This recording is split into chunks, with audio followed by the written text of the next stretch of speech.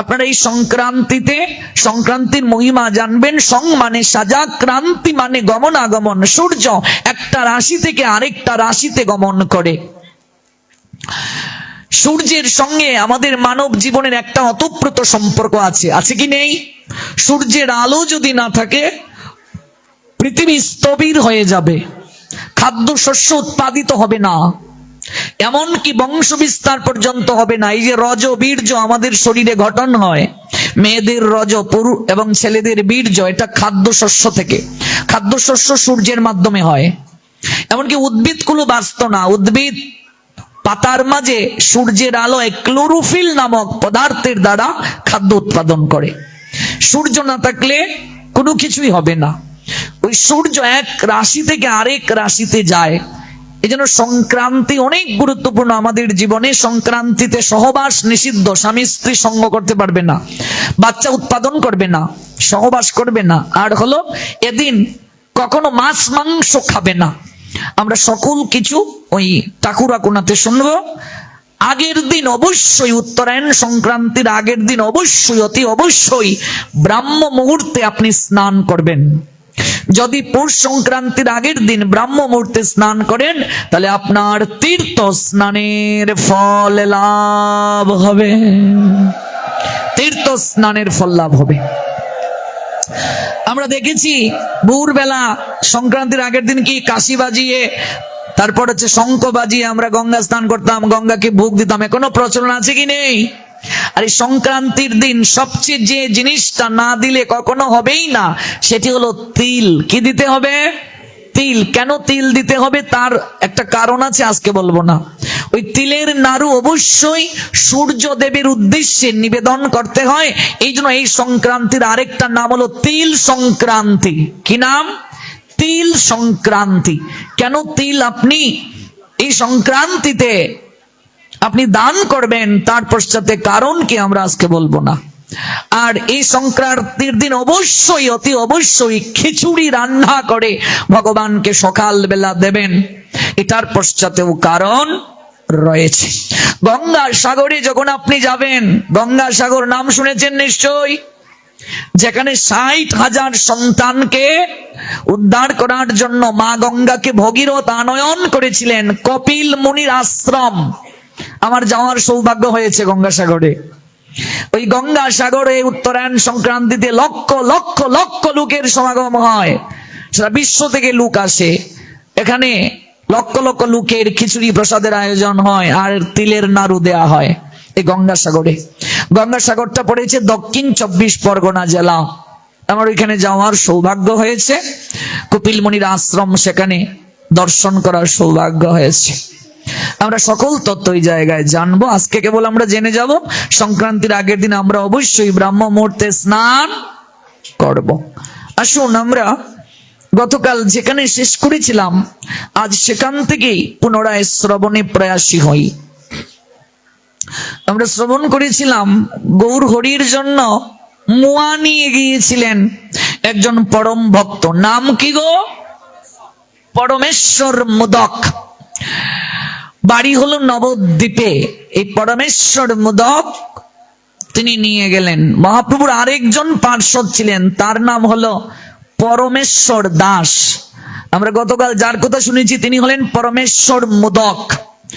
আর আরেকজন আছেন পরমেশ্বর দাস, যে পরমেশ্বর দাস মৃত শ্রীগালকে হরি নামের দ্বারা জীবিত করেছিলেন এবং তার শ্রীপাঠ হলো হুগলি জেলায়। কিন্তু আজ আমরা সেই পরমেশ্বর দাসের কথা জানবো না, কেবল আপনাদেরকে শুনিয়ে গেলাম। গৌর হরির জন্য নিয়ে গেলেন মুয়া। সেই পরমেশ্বর মোদকের একটাই ছেলে, নাম কি? মুকুন্দ। সঙ্গে মুকুন্দের মাকেও নিয়ে গিয়েছেন। কিন্তু সন্ন্যাসী স্ত্রীমুখ দর্শন করবেন না। যখন পরমেশ্বর মোদক গৌর হরিকে বললেন, প্রভু আমি যেমন এসেছি মুকুন্দ এসেছে, সঙ্গে মুকুন্দের মাও এসেছে। মহাপ্রভু বাইরে এক চিলতে হাসি দেখালেন, কিন্তু ভিতরে ভিতরে এটি কখনো আমলে নিলেন না। কারণ সন্ন্যাসী যিনি হবেন তিনি একান্তে স্ত্রীর সাথে কথা বলবেন না, এমনকি কেউ বিবাহিত অবস্থাতেও যদি সন্ন্যাস গ্রহণ করে কখনো সে আর স্ত্রী মুখ দর্শন করতে পারবে না। কারণ আমাদের জগৎটা হলো নারীহীন রাজ্য। সেখানে বিষ্ণুপ্রিয়াকে কোনোদিন মহাপ্রভু আর মুখ দর্শন করেন নি। শান্তিপুর থেকে নবদ্বীপের বেশি দূরত্ব নয়। মহাপ্রভু সন্ন্যাসীর পর শান্তিপুরে এলেন, কিন্তু বিষ্ণুপ্রিয়ার দর্শনের অনুমতি মহাপ্রভু কখনো দেন নাই। ওই বিষ্ণুপ্রিয়ার পাবেন প্রেম বিলাস নামক গ্রন্থে।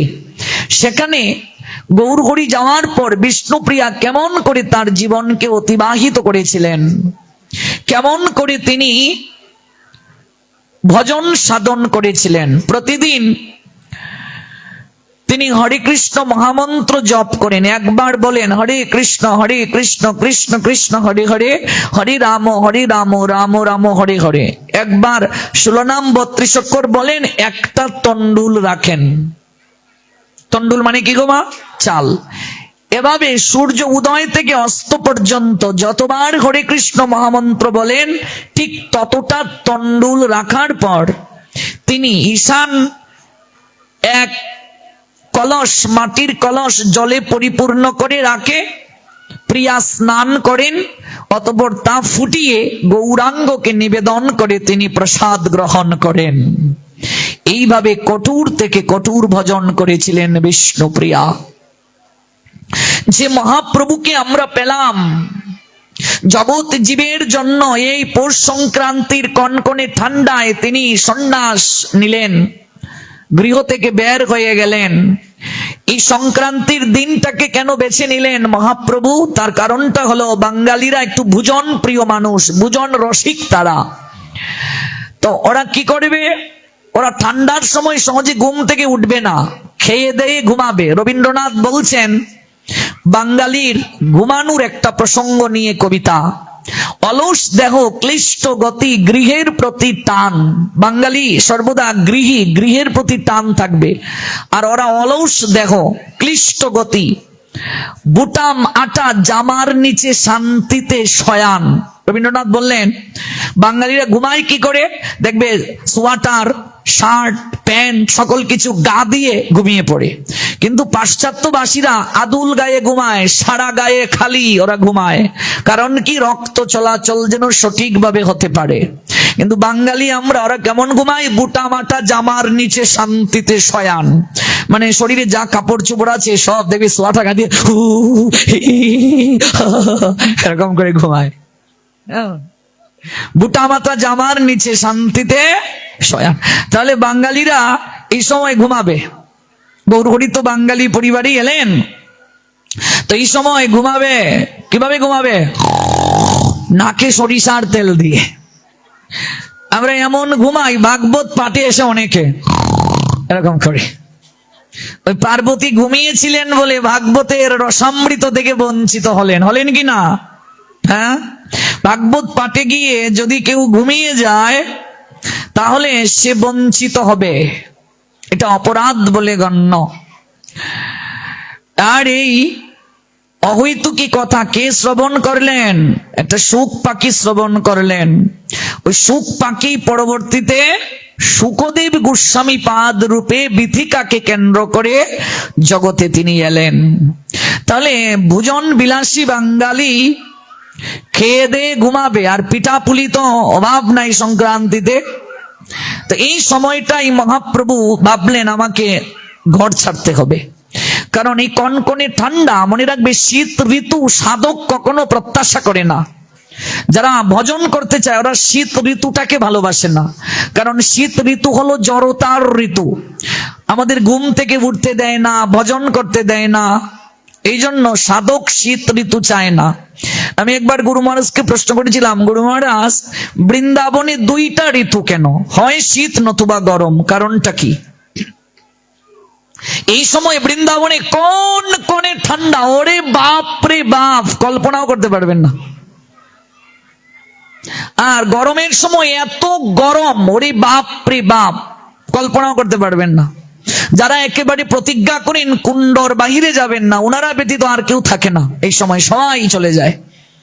এই দুটো ঋতু, হয় কনকনে ঠান্ডা, সাধারণ ঠান্ডা নয়, আর গরমের সময় সাধারণ গরম নয়। আমি ঝাড়খণ্ড রাজ্যে যখন পাঠ করতে গিয়েছিলাম, আমাদের তো এত গরম কখনো সহ্য করে অভ্যস্ত না আমরা। আপনি অবাক হবেন গরমটা কেমন। আমি আপনাকে একটু বুঝাই। ঝাড়খণ্ড রাজ্যটা এটা লাল মাটি, হ্যাঁ, একেবারে বীরভূমের কাছেই তো। গামছাকে ভিজিয়ে না চুপসে, গামছা ভিজানোর পর তো আমরা চুপসি না, চুপসে ওই বিছানার চাদরের উপরে ভেজা গামছাটা একেবারে জল পড়ছে এরকম দিয়ে আমি ঘুমালাম। 1-2 মিনিটের মাঝে শুকনা হয়ে যায়। 60 ডিগ্রি যদি তাপমাত্রা হয় কেমন বুঝেন, কল্পনা করা যায়? ঘামটা আপনার শরীর থেকে যে বের হবে পরার প্রয়োজন নাই, একদম শুষে যাচ্ছে। আর ফ্যান, এটাও গরম, 3টা ফ্যান এয়ার কুলার চালিয়ে দিয়েও এত গরম, এত গরম। আর বৃন্দাবনের অবস্থাটা তো আপনি কল্পনাও করতে পারবেন না। আমি গুরু মহারাজকে বললাম, এই গরম আর শীত, ষড় ঋতু তো আমাদের বঙ্গে আছে, গ্রীষ্ম, বর্ষা, শরৎ, হেমন্ত, শীত আর বসন্ত। কিন্তু এই বৃন্দাবনে কেবল 2টাই ঋতু, হয় শীত নতুবা গরম। একমাত্র রাসে ওই ষড় ঋতু অধিকার প্রাপ্ত হলো। কারণটা কি? গুরু মহারাজ বলেছিলেন, এখানে যারা আসবে তারা আসবে ভজনের জন্য। ওই ভজনের জন্য 2টা বাধা, একটা হলো শীত আর একটা হলো গরম। শীত উষ্ণ সুখ দুঃখেষু সমসঙ্গ বিবর্জিত। গোবিন্দ বলছেন যে শীত আর গরমকে সমভাবে কখনো গ্রহণ করতে পারে না, সে কখনো আমার প্রিয় হতে পারে না। আর ধামে যারা বসবাস করবে তারা গোবিন্দের অতিশয় প্রিয়। এই জন্য যদি এখানে ষড় ঋতু গোবিন্দ দিতেন তাহলে সবাই বৃন্দাবনে পড়ে থাকতো। এই জন্য ভগবান প্রতিকূল পরিবেশ এখানে দিয়েছেন যে কে ভজন করতে চাও ওই জায়গায় থাকো। ভজনের জন্য যারা যাবে তারা একমাত্র এখানে থাকতে পারো, আর কেউ থাকতে পারবে না। কেমন আজকাল মানুষ দেখবেন নবদ্বীপে, মায়াপুরে, বৃন্দাবনে ধামগুলোতে জমি কেনার জন্য হিরিক চালিয়েছে। কে কার আগে জমি কিনবে? কেমন যে বৃন্দাবনে কোনোদিন পেঁয়াজ রসুন মানুষ চিনতও না, আজকাল বাঙালিরা ওইখানে গিয়ে পেঁয়াজ রসুন খাওয়া শুরু করছে, বুঝলে?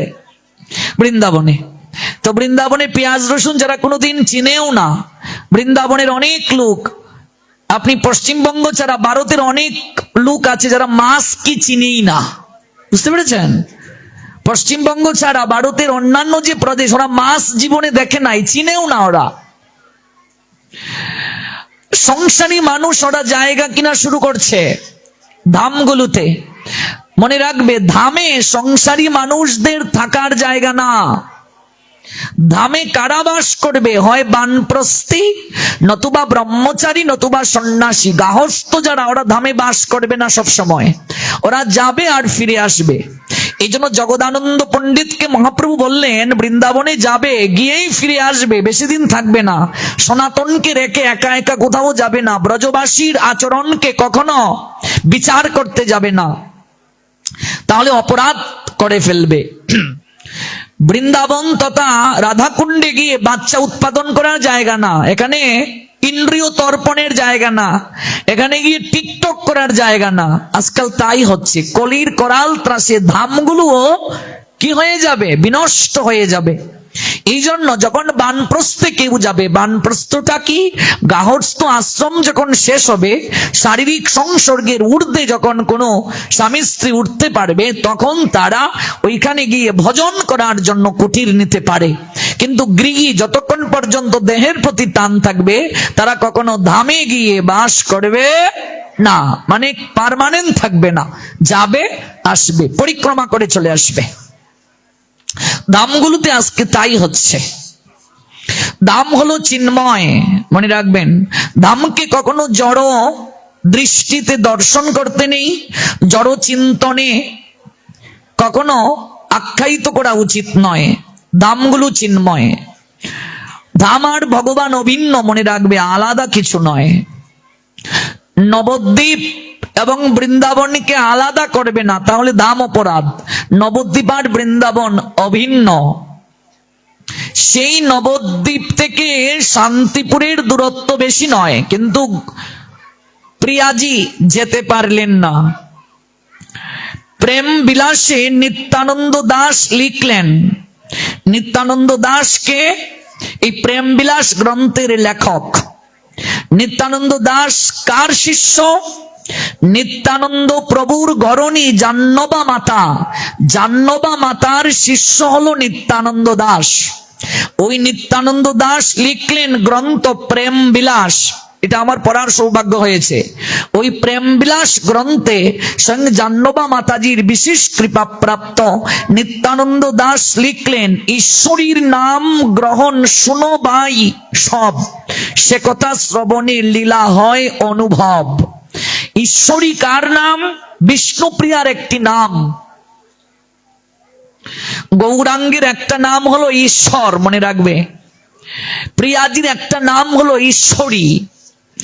ঈশ্বরীর নাম গ্রহণ শোনো ভাই সব, সে কথা শ্রবণে লীলা হয় অনুভব। নবীন মৃদু ভাজন আনি দুই পাশে ধরি, এক শূন্য পাত্র আর পাত্রে তন্ডুল ভরি। একবার জপে 16 নাম 32 অক্ষর, এক তন্ডুল রাখেন পাত্রে আনন্দ অন্তর। 16 নাম 32 অক্ষর একবার বলেন, একটা তন্ডুল রাখেন। তৃতীয় প্রহর পর্যন্ত লহেন হরিনাম। তৃতীয় প্রহর মানে কয় ঘন্টা? এক প্রহর মানে কয় ঘন্টা? 9 ঘন্টা এক জায়গায় বসেন। 3 প্রহর মানে 9 ঘন্টা। 3 3 কত? 9। 9 ঘন্টা একই আসনে বসেন, উঠেন না। 3 প্রহর করে একটু দাঁড়ান, একটু উঠেন, একটু হাঁটাচড়া করেন। কল্পনা করা যায়? 9 ঘন্টা এক জায়গায় বসেন প্রিয়া। 9 ঘন্টা সাধনা কাকে বলি দেখুন। সাধনা ছাড়া তো জীবনে কিছু পাওয়া যায় না। তৃতীয় প্রহর পর্যন্ত লয়েন হরিনাম, তাতে যে তন্ডুল হয় তাহা লইয়া পাকে যান। সন্ধ্যার পর গ্রহণ করেন, কিন্তু 3 প্রহর এক জায়গায় বসেন, তন্ডুল সংগ্রহ করে যান। সূর্য অস্ত যখন যাবে তখন তিনি এটি গৌরাঙ্গকে নিবেদন করে গ্রহণ করবেন। এত কঠিন থেকে কঠিন তিনি ভজন করেছেন, কঠিন থেকে কঠিন হরিনাম করেছেন তিনি। যদিও মহাপ্রভু বাস্তবে তাকে দর্শন দেননি, কিন্তু যখন গৌরাঙ্গের বিরোধে তিনি সর্বদা ব্যথিত থাকতেন, তখন তিনি স্বপ্নে আদেশ দিয়েছিলেন যে নিম বৃক্ষটার নিচে তিনি আবির্ভূত হলেন, ওই বৃক্ষটা থেকে বিগ্রহ তৈরি করে তার সেবা যেন করেন। এটি হলো ধামেশ্বর মহাপ্রভু। যে ধামেশ্বর মহাপ্রভুর নাকের মাঝে প্রিয়াজির নুলক আছে। ধামের ঈশ্বর ধামেশ্বর। বিষ্ণুপ্রিয়ার বংশধরেরা এখনো এই বিগ্রহ সেবা করেন। সন্ন্যাস জীবন কত কঠিন ভাবুন। বর্তমান যে সন্ন্যাস, এই সন্ন্যাস মহাপ্রভুর সন্ন্যাস নয়, এটি ত্রিদণ্ডী সন্ন্যাস। মহাপ্রভু যে সন্ন্যাস নিয়েছেন, এই সন্ন্যাস বর্তমানে নেওয়া সম্ভব নয়, মহাপ্রভু নিষেধ করে গেছেন। বর্তমানে যে সন্ন্যাস, এটি হল ত্রিদণ্ডী, কায়মন বাক্যকে সংযম করে সন্ন্যাস। সন্ন্যাস শব্দের অর্থ ত্যাগ। সাধনা মানে ত্যাগের জীবন। সাধন জীবনে এসেও যদি ভোগের আকাঙ্ক্ষা থাকে, শাস্ত্র তাকে সাবধান বার্তা দিয়ে বললেন, ধীরে ধীরে তুমি সংসার জীবনে চলে যাও, সংসারে গিয়ে হরিভজন করো, কিন্তু সাধন জীবনে এসে কখনো ভোগ বাঞ্ছা করিও না। এই জন্য বিবেককে প্রশ্ন করতে হবে, আমার দ্বারা কি হবে? সংসার, তাহলে যাও সংসারে।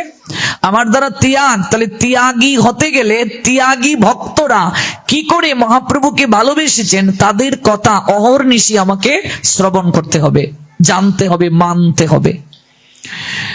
দেখুন একজন সাধকের সাধন বার্তা কেমন হবে, একজন সাধক কতটা সতর্ক হয়ে চলবে, একজন বৈষ্ণব কতটা সতর্ক হয়ে চলবে। একটা লীলা আগে আপনাদেরকে শ্রবণ করাই। আপনারা নিশ্চয়ই দামোদর পণ্ডিতের নাম শুনেছেন, স্বরূপ দামোদর। রায় রামানন্দ আর স্বরূপ দামোদর, ওনারা ব্রজে কি ছিলেন?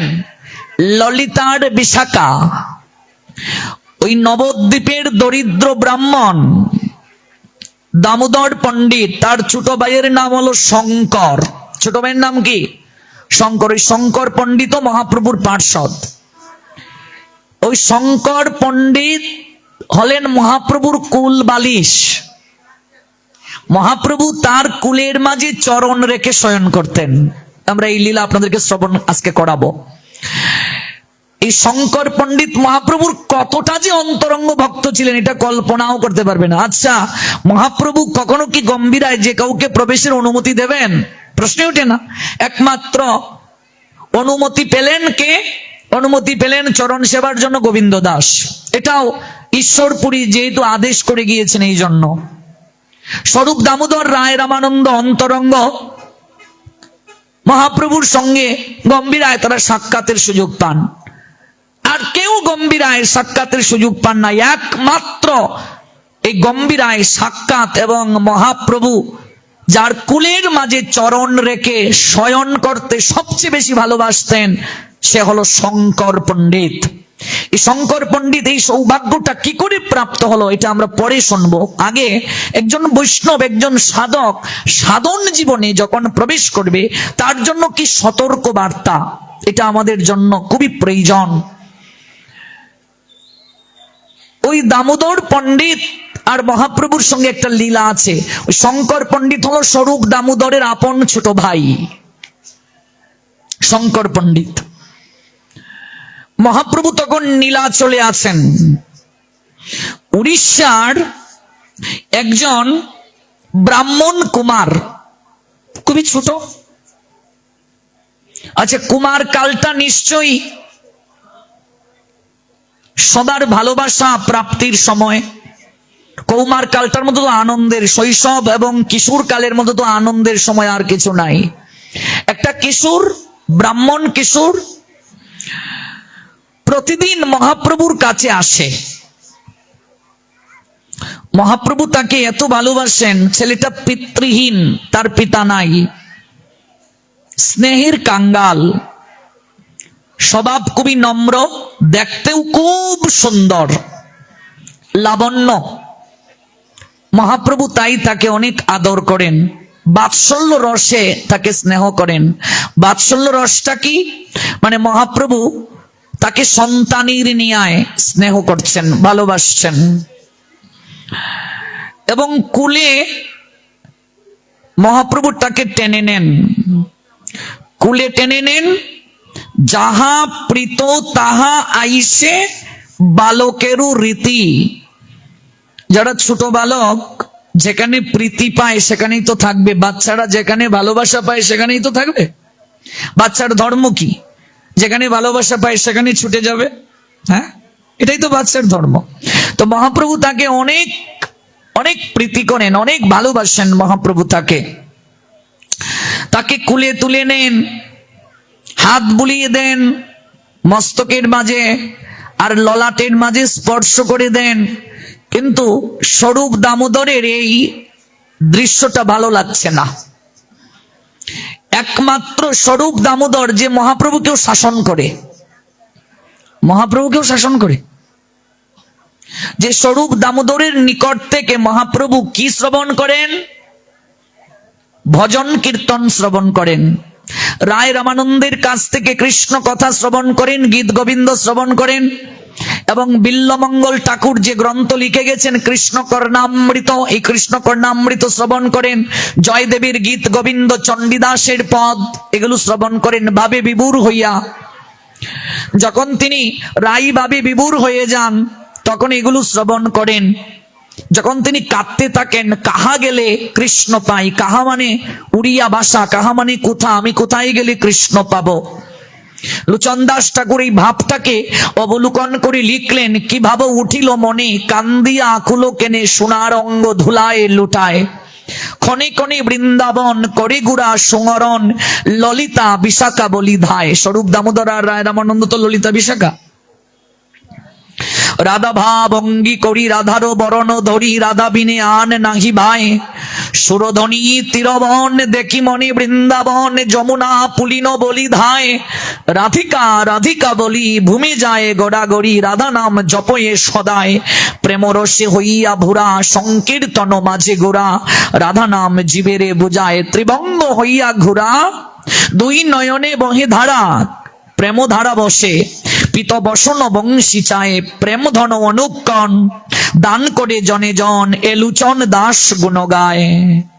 লুচন দাস লিখছেন, যখন ভাবি বিভোর হয়ে তিনি কাঁদতে থাকেন, স্বরূপ শোনাও আমাকে কৃষ্ণ গুণগান। রায় রামানন্দের কাছে গিয়ে অনুনয় করেন, আমায় একটু কৃষ্ণ কথা শ্রবণ করাও গো, আমার হৃদয় বড় তৃষ্ণার্ত, আমায় একটু কৃষ্ণ কথা শ্রবণ করাও। দেখুন, যার কাছ থেকে আপনি কৃষ্ণ কথা শ্রবণ করবেন তিনি আপনার শিক্ষকের ন্যায়। এই জন্য স্বরূপ দামোদর মহাপ্রভুকে পর্যন্ত শাসন করেন, মহাপ্রভু ভগবান হওয়ার পরও সেটা মাথা পেতে গ্রহণ করছেন। কতটা আচরণ করে শিক্ষা দিচ্ছেন মহাপ্রভু। যদিও পার্শ্বদ তারা, মহাপ্রভু স্বয়ং ভগবান তারা জানেন, কিন্তু মহাপ্রভুকেও শাসন করেন তারা। স্বরূপ দামোদর এই দৃশ্যটা দেখে তিনি আমলে নিচ্ছেন না, ভালোভাবে নিচ্ছেন না। একদিন স্বরূপ দামোদরের খুব অসহ্য লাগলো, সে প্রভুকে শাসন করতে গেল। অন্যের বেলায় তো খুব উপদেশ পারো দিতে, তুমি নিজের বেলায় কি করছো? স্বরূপ দামোদর বলছে, অন্যের বেলায় তো খুব উপদেশ দিতে পারো, হ্যাঁ, নিজের বেলায় কি করছো? এবার মহাপ্রভু অবাক হয়ে স্বরূপের দিকে তাকিয়েছেন। আমি এমন কি অপরাধ করলাম? মহাপ্রভু এরকম বলছেন একেবারে অপরাধীর মতো, আমি এমন কি অপরাধ করলাম? যদি অপরাধ করে থাকি আমায় শুধরে দাও। হেসে হেসে বলছেন। প্রভু সবিস্ময়ে দামোদরের দিকে তাকালেন, পরকে তো উপদেশ দিতে পারো গোসাই, হেসে হেসে বলছেন দামোদর পণ্ডিত, অথচ নিজের বেলায় গোসাইয়ের কোনো খোঁজ নেই। আবার বেরুবে গোসাইগিরি। কেন, কি হলো, আমি কি করলাম? তুমি জানো এই ছেলেটাকে? দামোদর পণ্ডিত বললেন মহাপ্রভুকে, তুমি যে এই ছেলেটাকে কোলে নাও, আদর করো, এই ছেলেটা কে জানো? মহাপ্রভু বলছেন, ছেলেটা কে? ও তো কিশোর, ওকে দেখলে আমার কৃষ্ণ স্মৃতি আসে। গৌর প্রেমানন্দে, ওকে দেখলে আমার কৃষ্ণ স্মৃতি আসে। কারণ ভগবান কৃষ্ণ যখন লীলাবিলাস করছেন তখন কিশোর কাল।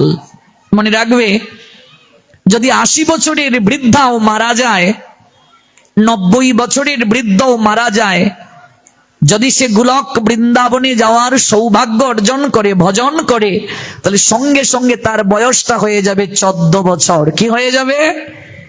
ওই বৃদ্ধা হয়ে যাবে কিশোরী, বৃদ্ধ হয়ে যাবে কিশোর। চুল পাকবে না, আমলকি পেস্ট লাগাতে হবে না, তারপর হচ্ছে ওই কি বলে কলপ লাগাতে হবে না, শেভ করতে হবে না, কিছু লাগবে না, বুড়া হবেন না, পার্লারে যেতে হবে না, আপনি থাকবেন নিত্য কিশোরী, নিত্য কিশোর। 14 বছরের বেশি বয়স বাড়বে না যারা দেহ রাখার পর বৃন্দাবনে গমন করবে।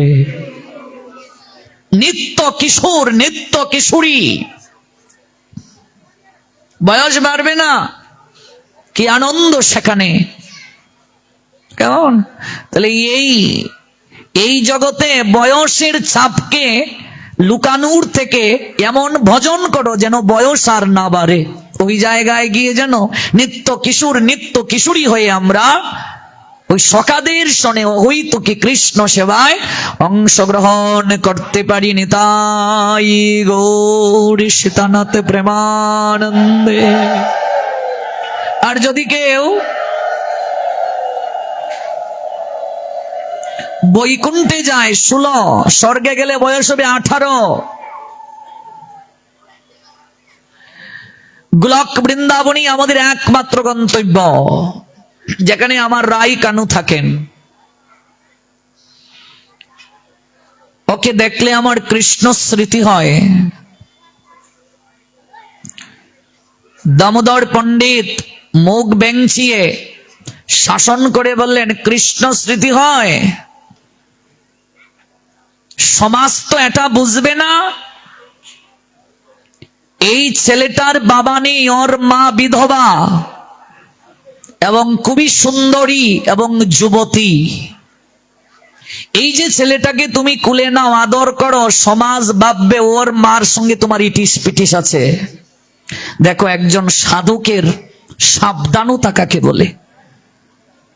মহাপ্রভু করেন কৃষ্ণ স্মৃতি জ্ঞান। স্বরূপ দামোদর দেখালেন, তুমি যে ছেলেটাকে আদর করছো, ছেলেটার তো বাবা নাই, ওর মা আছে, মা বিধবা, খুবই তপস্বিনী, অনেক সাধনা করে, কিন্তু ও যুবতী, একেবারে ইয়াং।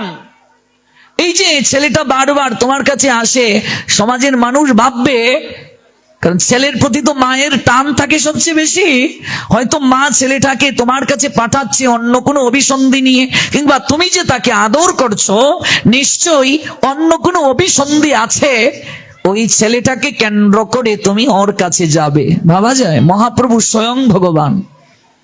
এই জন্য সাধুকে বলছে সাবধান, আর কাউকে বলিনি, আর কাউকে বলিনি। যখন সাধন জীবনে প্রবেশ করবে, সর্বপ্রথমেই তাকে নারীর সংসর্গ থেকে দূরে থাকতে হবে। এটা হচ্ছে সর্বপ্রথম কথা। যদি সে সংসারে থাকে, নারী সঙ্গে থাকবে, কোনো বাধা নেই, কিন্তু যদি সে সাধন জীবনে প্রবেশ করতে চায়, তাহলে কোনোদিন এই কার্য, সংস্পর্শ, এমনকি কথাও বলতে পারবে না যে আমি তো আমার গুরু বোন হিসেবে কথা বলি, আমি তো বোন হিসেবে কথা বলি। যদি তাই হতো, ছোট হরিদাস নিবৃতে একজন নারী মাধবী, সে সাধারণ নারী নয়, ওই মাধবীর সঙ্গে কথা বলেছিলেন চিকন চালানার জন্য। মহাপ্রভু তাকে সারা জীবনের জন্য ত্যাগ করেছিলেন। এটা হলো সাবধান বার্তা। কারণ মনে রাখবে, একটা ছেলে একটা মেয়ে কখনো বন্ধু হতে পারে না। এই সমাজের মানুষ বলে ও আমার বন্ধু, ও আমার বান্ধবী, ওরা সবটা মিথ্যেবাদী। ভাগবত বলছেন একটা ছেলে একটা মেয়ে কখনো বন্ধু হতে পারে না, ওরা অবশ্যই একদিন না একদিন একে অপরের প্রতি আকর্ষণ অনুভব করবে। যেহেতু বিপরীত লিঙ্গ, আকর্ষণ অনুভব হবে। ভগবান এইভাবে সৃজনই করেছেন, সৃষ্টি করে দিয়েছেন এইভাবে। কারণ আপনি যদি আগুনের মাঝে ঘি দেন, আগুন ডাউ ডাউ করে জ্বলবে, এটা স্বাভাবিক। একটা ছেলে মেয়ে কোনোদিন বন্ধু হতে পারে না। যদি বলে, অনেক ছেলে মেয়ে বলে তার মা বাবাকে, ও তো আমার কলেজের গার্লফ্রেন্ড, আর কিচ্ছু না, কেবল গার্লফ্রেন্ড, মা, আর কেউ না, আর কিচ্ছু না, প্রশ্ন ওঠে না। একটা ছেলে মেয়ে কখনো বন্ধু হতে পারে না, প্রশ্ন ওঠে না। বিপরীত লিঙ্গ কোনোদিন বন্ধু হতে পারে না। ওরা প্রেমে পড়বেই পড়বে, একদিন না একদিন প্রেমে পড়বেই পড়বে। হয়তো কেউ না কেউ প্রকাশ করবে না, কিন্তু ভিতরে ভিতরে একজন আর একজনের সঙ্গে প্রেমে পড়বেই পড়বে, পড়বেই পড়বে। কারণ এখানে কামনা একটা রয়ে গেছে, বিপরীত লিঙ্গের প্রতি আকর্ষণ আছে। এই জন্য সাধককে সাবধান বার্তা দিচ্ছেন। গৌরহরি কথাটা শুনে স্তব্ধ হয়ে গেলেন। বিধবার ছেলের সঙ্গে তোমার তো মাখামাখি কেন? হ্যাঁ, লোকে কি ভাববে? লোকে কানাকানি করবে, সে কলঙ্ক তুমি সইতে পারবে? মুখর জগতের মুখ পারো আচ্ছা দিতে? জগতের লোক যখন নিন্দা করতে শুরু করবে, তখন তুমি কি দিয়ে বলবে, কি দিয়ে ঢাকবে?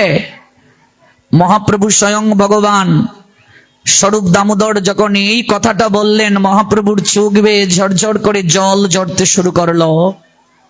মহাপ্রভু অপরাধীর মতো নত মস্তকে রইলেন। ভাবা যায়, কল্পনা করা যায়? দেখো, এমন ভগবান জগতে আর কোনোদিন কি পেয়েছো যে ভগবান নিজে আচরণ করে প্রত্যেকটা মুহূর্তে মুহূর্তে কে কেমন ভাবে চলবে শিক্ষা দিচ্ছেন? আপনি হয়ে হরি কেন বলো হরি, হরি হরি বলে কেন কাঁদো? নিজে ভগবান হয়ে ভগবান বলে কাঁদছেন, জগৎকে শিক্ষা দিচ্ছেন। আবার নিজে কাঙ্গাল হয়ে কেমন করে কাঙ্গালের নাথকে পাওয়া যায় শিক্ষা দিচ্ছেন। আবার একজন সাধক কেমন ভাবে সাবধান থাকবে, এটিও তিনি শিক্ষা দিচ্ছেন। নত মস্তকে রইলেন গৌরহরি। অবশ্য তুমি স্বতন্ত্র ঈশ্বর, যা ইচ্ছে তুমি তাই করতে পারো, স্বরূপ দামোদর বলছেন। কিন্তু লোকের মুখ তুমি চাপা দেবে কি করে? নিজে তুমি এত বড় পণ্ডিত, নিজেই নিজের আচরণ বিধি দেখো না, বিচার করো না, লোকের কানা ঘুষার সুযোগ তুমি করে দিচ্ছ, এটা কি ঠিক? মহাপ্রভু কোনো কথাই বললেন না, শুধু একটু হাসলেন। প্রথমে কাঁদলেন, পরে হাসলেন। অন্তরে তার প্রচন্ড সন্তোষ হলো। এই বাক্যদণ্ড যে তারই অভিপ্রেত, স্বরূপ দামোদর এই বাক্যদণ্ড যে দিয়েছেন লোকশিক্ষার জন্য, মহাপ্রভু তা উপলব্ধি করতে পারলেন।